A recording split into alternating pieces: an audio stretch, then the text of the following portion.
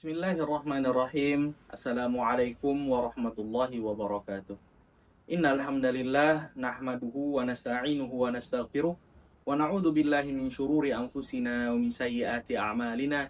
Man yahdihillahu fala mudhillalah wa man yudlil fala hadiyalah. Asyhadu an la ilaha illallah wahdahu la syarikalah wa asyhadu anna Muhammadan abduhu wa rasuluhu la nabiyya wa la rasula ba'dah amma ba'd. Segala puji bagi Allah Subhanahu wa taala yang telah memberikan kita banyak kenikmatan, di antaranya nikmat keimanan dan juga pengharapan, sehingga kita dapat melaksanakan rangkaian ibadah di bulan Ramadan ini.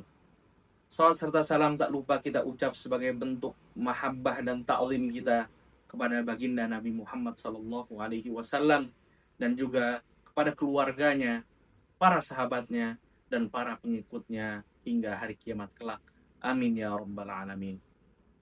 Penonton sekalian yang dirahmati Allah, Ramadan dikenal dengan syahrul siyam karena diwajibkan di bulan ini bagi kaum muslimin untuk melakukan ibadah puasa.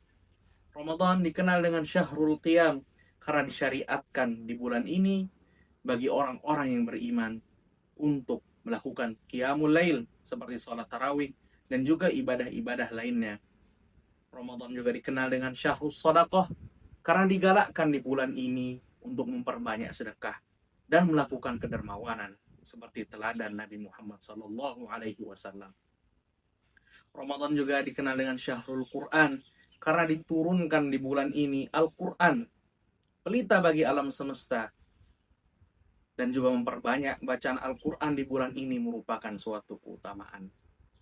Tapi penonton sekalian yang dirahmati Allah, kita perlu mengetahui juga sisi Ramadan yang lain, yaitu Ramadan sebagai syahrul doa, bulan untuk berdoa.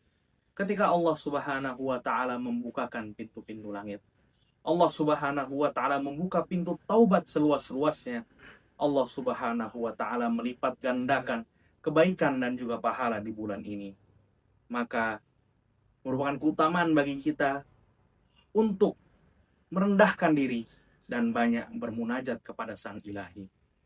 Nabi Muhammad SAW pernah bersabda, "Salasu da'awatin mustajabatun." Ada 3 doa yang begitu amat mustajab. Da'watus shaim, wa da'watul mazlum, wa da'watul musafir. Doanya orang yang berpuasa, doa orang yang dizalimi, dan doa orang yang dalam perjalanan safar. Namun, apa yang menjadi rahasia kenapa di bulan Ramadan ini doa itu mustajab? Para ulama menjelaskan karena seorang hamba di bulan Ramadan berada dalam suatu hal, suatu kondisi keimanan yang begitu istimewa dibandingkan bulan-bulan lainnya.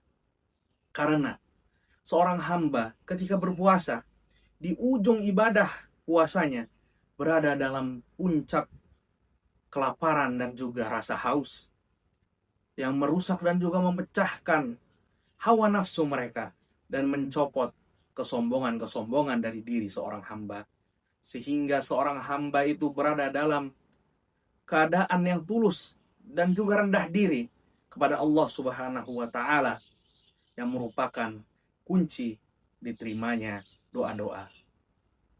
Ramadan juga menyiapkan bagi kaum muslimin sebuah lingkungan keimanan yang bersih, karena Allah Subhanahu wa taala membukakan pintu-pintu surga.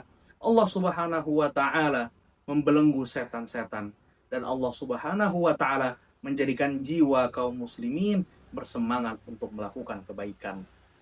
Sehingga itu menjadikan kita mengurangi kelalaian, menjadikan kita terhalang dari berbuat kemaksiatan, yang membuat hati semakin siap untuk menyambut kelembutan dari Sang Rahman. Di bulan Ramadan juga ada yang namanya golden hours, waktu-waktu emas, waktu-waktu berharga yang penuh dengan keberkahan, di mana doa-doa mustajab mulai dari sahur hingga berbuka, dari malam hari hingga datang lagi sang fajar, penuh dengan waktu-waktu yang berkah, waktu yang cocok untuk melakukan doa-doa. Penonton sekalian yang dirahmati Allah, berdoa di bulan Ramadan bukanlah sekedar meminta, tetapi merupakan suatu bentuk memanfaatkan momen kebaikan dan kedermawanan Allah Subhanahu wa Ta'ala yang Maha Kaya. Ketika dosa-dosa hanyut di lautan istighfar, ketika doa-doa dilangitkan menuju Al-Malik yang Maharaja yang tidak pernah menolak doa-doa. Namun, kapan waktu yang tepat untuk berdoa? Nabi Muhammad SAW dari sahabat Abu Hurairah radhiyallahu anhu menyebutkan di antara doa-doa yang tidak akan tertolak, di antaranya adalah as-shaimu hina yuftir, yaitu orang yang berpuasa ketika hendak ia berbuka. Dan di riwayat yang lain, as-shaimu hatta yuftir, orang yang berpuasa sampai ia berbuka. Penonton sekalian yang dirahmati Allah, perbedaan riwayat ini menjadi kabar gembira bagi seluruh orang yang berpuasa. Karena waktu mustajab, waktu penuh keberkahan itu tidak terbatas ketika mau buka saja. Seluruh rangkaian ibadah yang dilakukan oleh seorang muslim di bulan Ramadan, ya, ketika ia berpuasa dari azan subuh hingga berbuka, itu adalah waktu-waktu yang mustajab. Maka bagi seorang muslim hendaknya memperbanyak doanya di sepanjang hari dan memperhatikan waktu-waktu khusus yang disunnahkan untuk berdoa. Di antaranya yaitu ketika sahur. Yang kedua, di antara azan dan iqamah. Dan yang ketiga, ketika sujud. Seperti kata Nabi Muhammad SAW, aqrabu ma yakunul 'abdu li rabbih wa huwa sajid.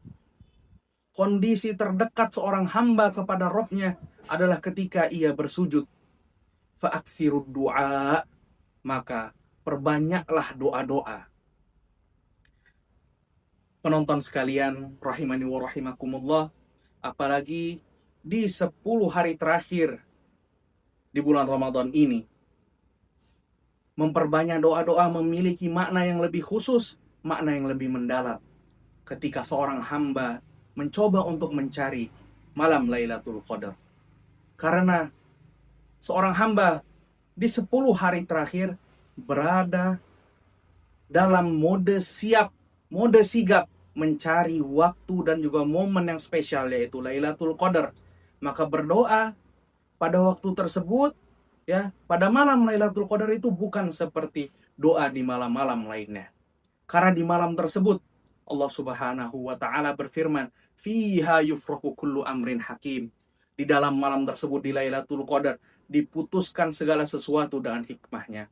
Para ulama menjelaskan, pada malam Lailatul Qadar, Allah Subhanahu wa Ta'ala memutuskan bagi seorang hamba dengan sifat hikmahnya selama 1 tahun ke depan, ya, yang berkaitan dengan hamba, yaitu berkaitan dengan baik buruknya, berkaitan dengan lapang dan juga sempitnya.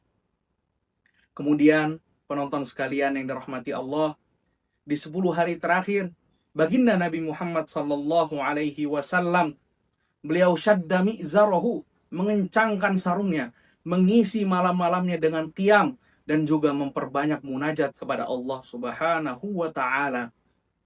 Maka apabila kita memperbanyak doa di hari-hari ini, itu merupakan bentuk meneladani Nabi Muhammad sallallahu alaihi wasallam.